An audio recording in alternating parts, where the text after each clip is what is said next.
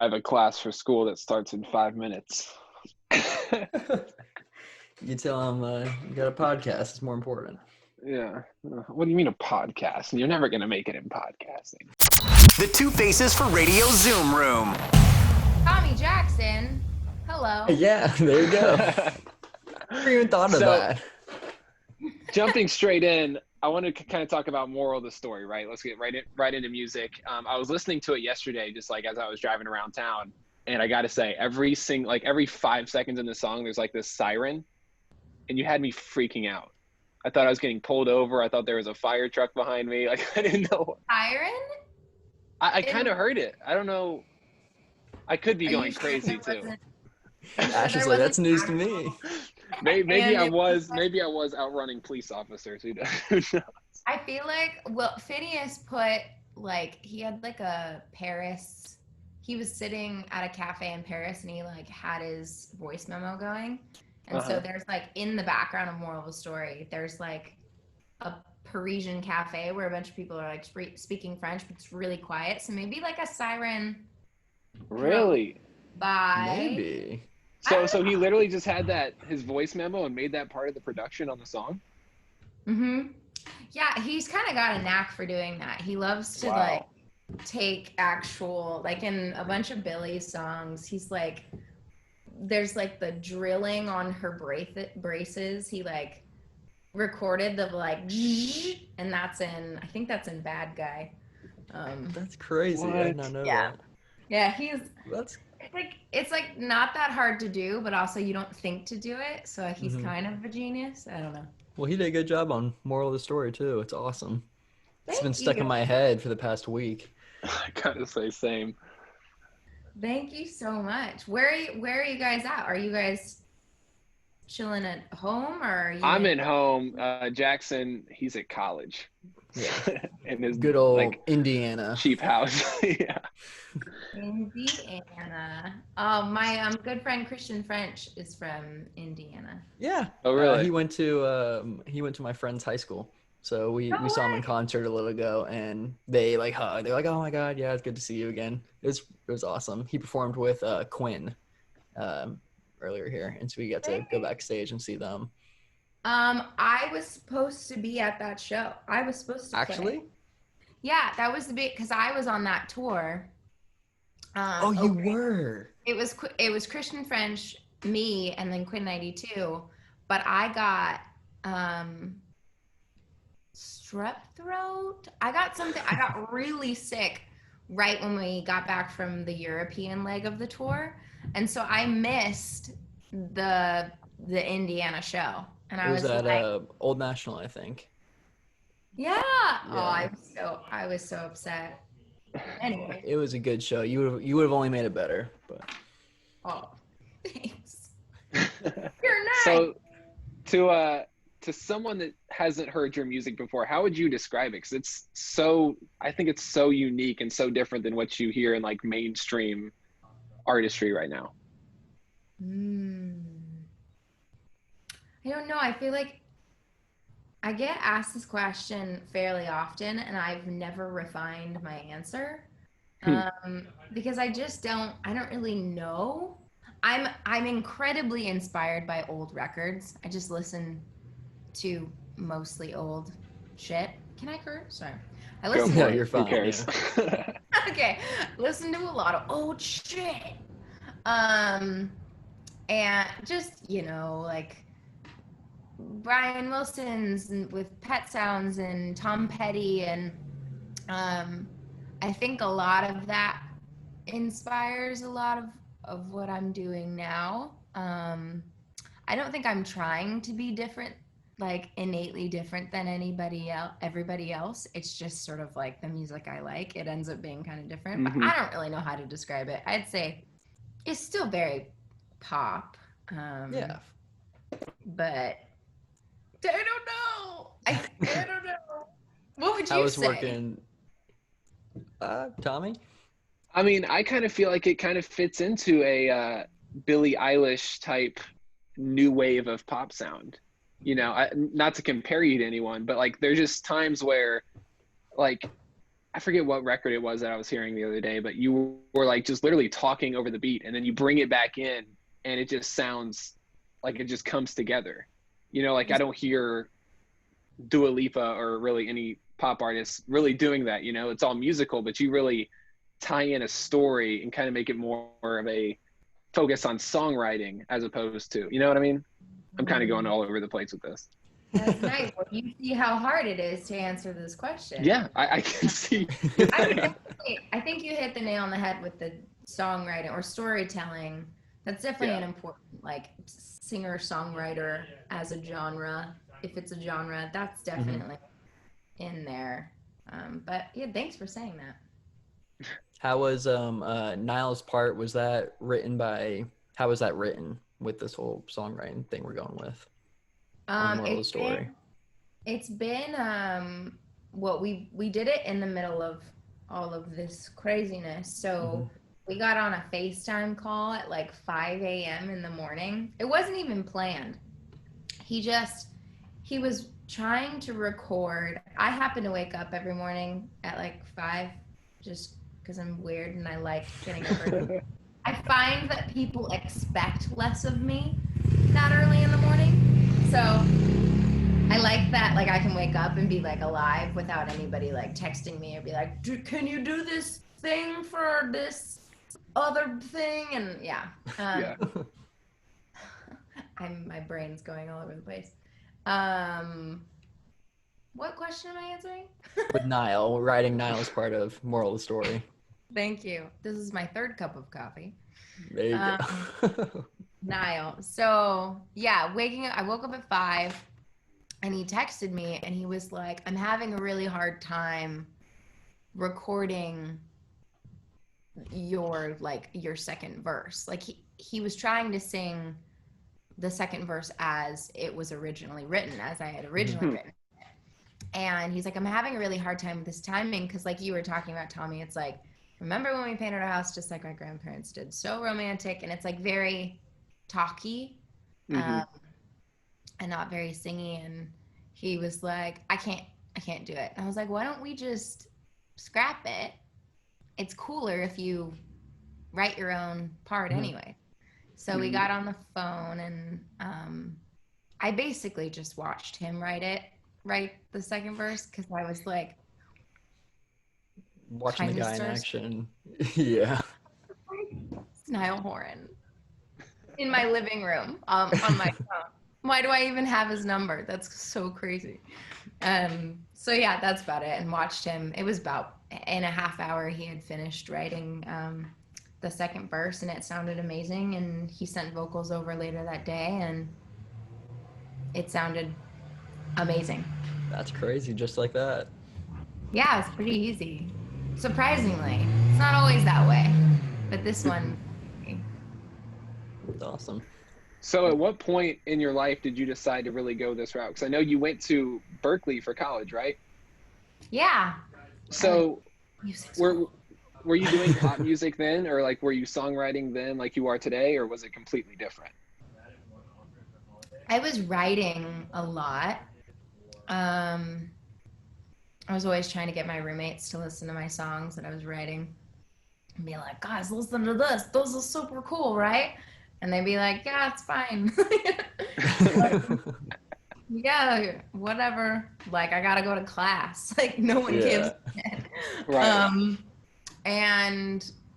But yeah, I mean, college I was writing a bit, but it was all very novice and like not very professional yet. And when I graduated, I think it was just a mixture of sort of insecurity born out of immaturity. And I just didn't really feel like I was good enough to be an artist. I just didn't, I don't know. And I think I innately knew that it took having like a boatload of confidence in order to be an artist. So it was like, if I don't have that, then why try? So I moved to Nashville and I started kind of doing a songwriting boot camp. I was in 2 sessions a day, every day for months. And just sort of learning the game and creating relationships with people there. And I felt like I had sort of met everyone in Nashville in about a year, and then that's when I moved to the West Coast. And sometime in Nashville, I think I grew up a little bit, and I realized now that I was in the actual real world of the music industry, I think I realized that I did have what it took to, So it really clicked for you like after you graduated, and okay, that's interesting. That's awesome. Yeah, college, I didn't know. College was. What was the original plan? I think the original plan was it was to I wanted to move. Well, I thought LA or New York, but LA and New York is just like the most competitive. It just eats you alive. And I felt like Nashville was a safer place to go at ground zero of your career. I was like, I gotta sort of get a reputation in Nashville first before I can move to New York or LA, which happened to be, sort of the way to do it, because I was in Nashville and then I started doing these road trips to Chicago, where I started co-writing with these guys from Louis the Child and this kid Weethan, and they sort of like brought me into like the electronic like EDM world, and I'm like, what am I doing? But yeah, that's sort of some of my story. That's awesome. So who knows? I'm doing radio right now, and then maybe I'll change halfway. I'll be a singer-songwriter. Oh, we can cook up something together. Jackson, you can be anything you want to be. That means the world. Tell me, you don't have to have it all figured out for sure. Yeah. I think college is like the time to experiment, and life is so unpredictable. I mean, yeah. I'm a senior in college now, so at least I hope I got my foot in the right place, at least so far, because changing my major right now might be a little difficult. Well, if you don't and you graduate and you change a million times, it will still be okay. It's Fingers like we crossed. take every step of our lives so seriously, and it's like, it's fun to just sit back and be like, hey, let's go with the flow. Yeah, go with the flow. See what happens. I sound like such a hippie, but Tell me about the Billboard performance you just did, the virtual thing. I watched it. It looked like it was super like a question answer, and then you performed some songs too. Yeah, it was cool. I've gotten to work with Billboard a few times. I remember the first time I ever was in like a Billboard article, and it was for this EDM song, and I remember being like, wow, Billboard. And now like we have like relationships with them now, and it's really cool. They're amazing to work with, and they asked me to do this sort of live performance thing. It was good. It's sort of we're living in a COVID era, I love playing live shows. I love it. There's nothing like it. It's just the most wonderful thing in the world. And the live performances of me, I'm literally looking at me, Yeah, how like, different is that as opposed to like actually having a crowd and feeding off interaction? Real people. It's as if I was at a show and there was just a big mirror. Whoa, that was the loudest sound ever. All right. It's like as if I was performing to a mirror at these shows, and yeah, I mean, it's nice when I can see comments pop up, and I can kind of like, real humans are here. And yeah, so I saw you like wishing people like happy birthday and stuff like that. Like, yeah, and you can kind of connect with people a bit, but then there's also like, it's not usually, when you're playing a song live, it's not usually a distracting thing reading comments, because there are no comments to read while you're playing a song. But now my phone is right in front of me, and there's my face, and there's a bunch of comments, so I'm like, that's the moral of the, like, what are they want to know? Like, I don't know. I'm figuring it out. yeah. It has its pros and its cons, for sure. It's kind of like the old days when you were performing your songs in the mirror, just hoping you can make it to the big screen and be actually on like a billboard. Like that's so crazy to me. It's full circle. Yeah, for real. Just trying to get my roommates to listen to me, please.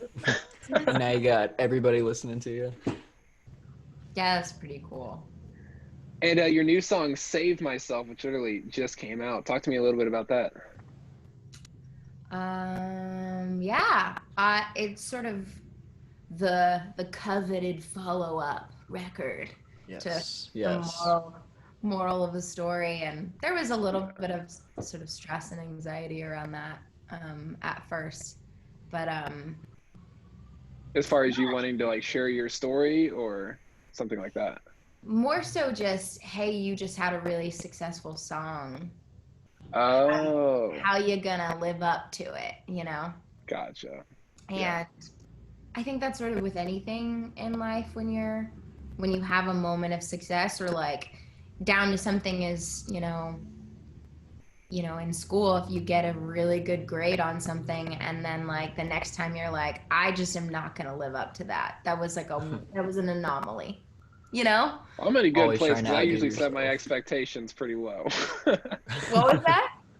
I usually set my expectations pretty low. So if I get a D plus on a test and an A, I mean, that's pretty nice, but I'm probably going to go back to the D. So I can't tell if that's a healthy perspective or like toxic. I don't know. Hey, you're always happy. You're always happy. That's so Oh, funny. man. Yeah, so Well, yeah, I don't know. I was figuring out how to process all those emotions, but I think it's been really good to sort of like separate myself from the result. Like once you put a song out, you really don't have the control. Like I can't make a song a hit. Like you guys can. Like I really don't have any power after it comes out. So yeah, it's been cool. I feel very luckily Save Myself is doing really well. So I feel really grateful for that, and see where it takes me, and working on my first album right now that I just really like. I really like it. So Well, good. We're excited. When's the release date on that? Obviously, you can't like official, but like. And when was When was that? Yeah. You said it earlier, right? What was that? Yeah. Yeah. Just one more time. You had all the song titles and all that.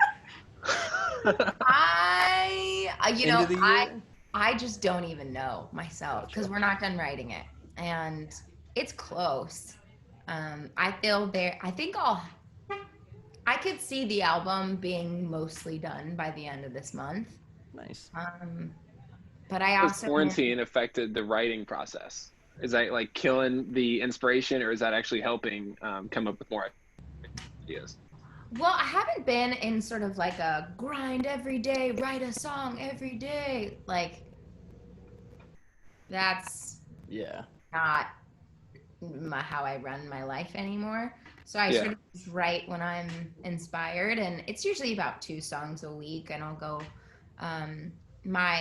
the executive producer of the album, I'll go to his place and we do like writing sessions outside. And that's been really awesome, and it really hasn't affected